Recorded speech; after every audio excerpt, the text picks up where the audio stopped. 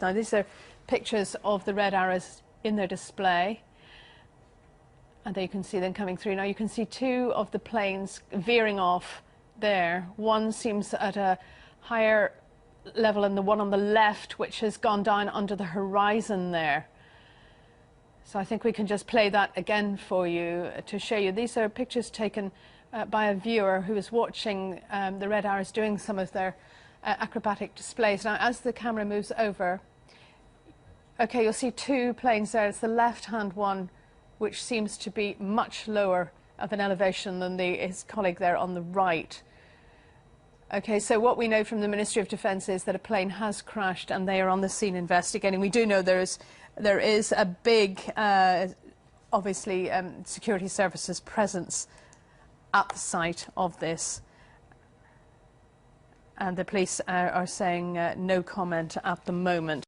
I saw a red arrow coming in extremely low under the trees across the ground, shooting across the ground. I shouted at my family, it's coming down. Everybody turned, and as we all looked across the river, the plane impacted, hit the ground, exploded into pieces, bits of the fuselage flying into the air. It looked like it had hit on this side of the river.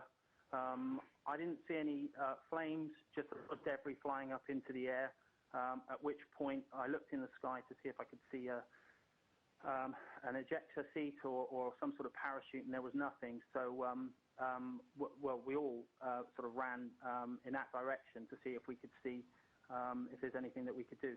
And at the time you saw the plane, you said there it seemed to be extremely low, so it was obviously in difficulty by the time you saw it. Definitely, there's no way. They'd flown over earlier on, quite low, and we thought, wow, you know, that was low. It's probably the closest we've been. We carried on, you know, on our walk through the mill and through the footpath. And then as we were turning back, we were at the footbridge to Throot Mill, heading back to Bournemouth, and that's when I saw it. And yes, absolutely. It was definitely in difficulty. There's no way that plane would be just a few feet above the floor. What sort of area is this where the plane has come down? Is it populated or is it fields? Hmm? It's farmland, but there's a footpath, like a nature walk that you can walk along by the side of the river, which is what we sometimes take.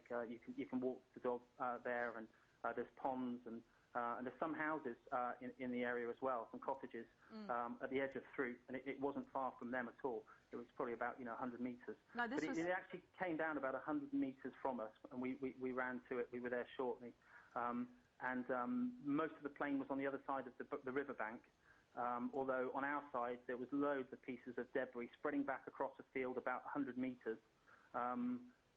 Two guys jumped into the water in front of us to try and look for the pilot, whilst we ran into the field, following the debris path to the point of impact. But there were several places where bits of the plane had come down. There was a piece of the tail of the plane about 100 metres from the impact site, and a huge looked like fuel had caught fire above the ground. So the huge black mark, and a horrendous smell of aviation fuel spreading out towards the crash site.